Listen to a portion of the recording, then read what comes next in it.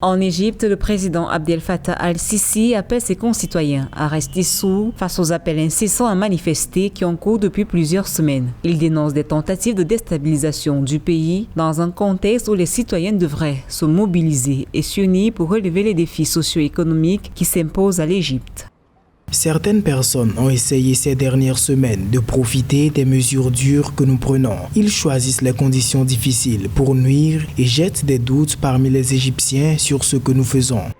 Environ 16 villes, dont Gizeh, Le Caire et Alexandrie, ont vu défiler des centaines de manifestants qui dénoncent surtout une destruction illégale des logements et la paupérisation des populations par le régime en place depuis 2013. Des médias locaux affirment qu'il s'agit surtout de sympathisants du groupe islamiste Frères musulmans encouragés par l'opposant Mohamed Ali en exil.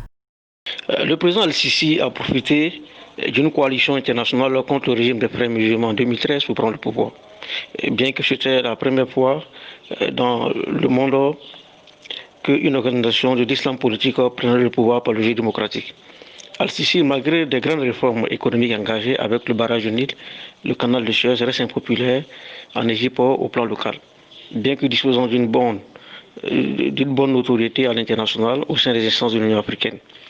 La goutte d'eau qui a fait déborder le vase est la situation en Libye où l'Égypte prévoit entrer en conflit direct contre la Turquie, qui reste le principal allié des Frères musulmans.